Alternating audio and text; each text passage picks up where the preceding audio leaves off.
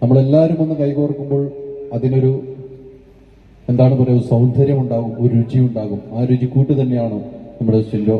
ഒരു സംവിധായകൻ മാത്രമല്ല എന്ന് തെളിയിക്കുന്നു. ആ കൈപുണ്യമാണ് ഇവിടെ.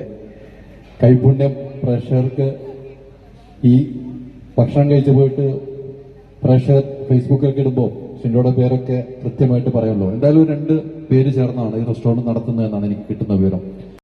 നിൽക്കുന്ന ഒരു ചെറുപ്പക്കാരൻ. അപ്പോൾ നമ്മൾ സാധാരണ ഈ ഡയറക്ഷൻ ടീമിൽ ഇങ്ങനെയുള്ള ചെറുപ്പക്കാരെ നമ്മൾ ശ്രദ്ധിക്കും. എന്നുവെച്ചാൽ ഇവരായിരിക്കും അടുത്ത വളർന്നു വരുന്ന സംവിധായകർ. അപ്പം നമ്മളെ സംബന്ധിച്ച് ആസ് എൻ ആക്ടർ എനിക്ക് സിനിമകളാണ് ആവശ്യം, എനിക്ക് ജീവിക്കണമെങ്കിൽ. അപ്പം അങ്ങനെ സിൻഡോയെ ഞാൻ നോട്ട് ചെയ്തിട്ട് സിൻഡോയുടെ ഒരു ദിവസം ഷൂട്ടിംഗ് ലൊക്കേഷൻ വെച്ച് തന്നെ ഞാൻ പറഞ്ഞു, ഇങ്ങനെ നിന്റെ ആദ്യത്തെ പടത്തിൽ എനിക്ക് പറ്റിയ വേഷം എന്തെങ്കിലും ഉണ്ടെങ്കിൽ നീ എന്നെ ഉൾപ്പെടുത്തണമെന്ന് പറഞ്ഞു. അവനെന്നെ ഞെട്ടിച്ചുള്ളത്, എന്നെ ഹീറോ ആക്കി കളഞ്ഞവൻ. പാപ്പച്ചൻ ഒളിവിലാണെന്ന് പറഞ്ഞ സിനിമയിൽ. അതിന് ഏറ്റവും ആദ്യം ഞാൻ നന്ദി രേഖപ്പെടുത്തുന്നു സിൻഡോയോട്. പാപ്പച്ചൻ ഒളിവിലാണെന്ന് പറഞ്ഞ സിനിമ സിൻഡോ സണ്ണി സംവിധാനം ചെയ്തു. അതിൻ്റെ അകത്ത് നമ്മുടെ എല്ലാവർക്കും പ്രിയങ്കരനായ ഹൈദരേട്ടനും അഭിനയിച്ചിട്ടുണ്ട് ഒരു സുപ്രധാന കഥാപാത്രത്തിൽ. അദ്ദേഹം ഇന്നിവിടെ ഉണ്ട്.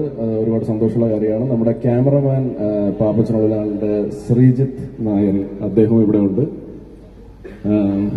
അപ്പൊ ഇവരെല്ലാരും ആക്ച്വലി ഹൈദരേട്ടനല്ല, ബാക്കി ഞാൻ പറഞ്ഞു പേടിക്കണം, ഇല്ലെങ്കിൽ ഞാൻ ചമ്മിപ്പോവും. വിനയ് ഫുഡിന്റെ ശബ്ദം ഒന്ന് ചെയ്യും. വിനയ് ഫുഡിന്റെ നമ്മളെല്ലാവരും കണ്ട സിനിമയിലെ എല്ലാവർക്കും ഓർമ്മയുള്ള ഒരു ഡയലോഗ് പറയാം. പ്രേമം എന്ന സിനിമയിലൊരു ഡയലോഗ് ഞാൻ പറയാണ്. സാർ, എന്റെ പ്രശ്നം എന്താണെന്നറിയോ? എന്റെ തലയിൽ മുടിയില്ല. ജാവ സിമ്പിൾ ആണ്, പവർഫുൾ, ഭയങ്കര പവർഫുൾ ആണ്. അഞ്ജലി മനസ്സിലായോ? മനസ്സിലായില്ലെങ്കിൽ എന്നോട് ചോദിക്കണം.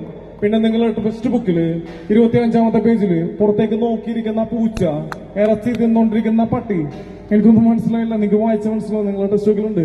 കൈയടിക്കാൻ പറയണായിരിക്കും.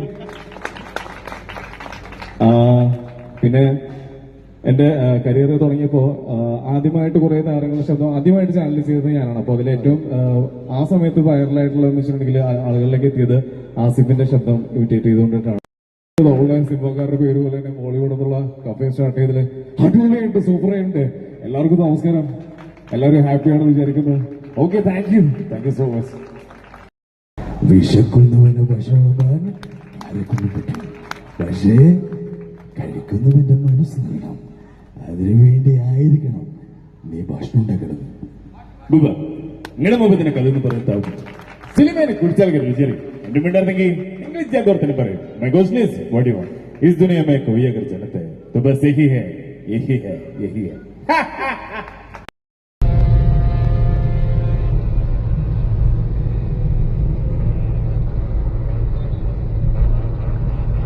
വാസിലു കേല്ലേ?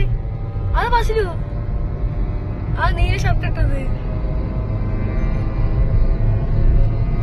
ആ ബാക്കിൽ തൊപ്പികള് 41, 72, ഫാസിലു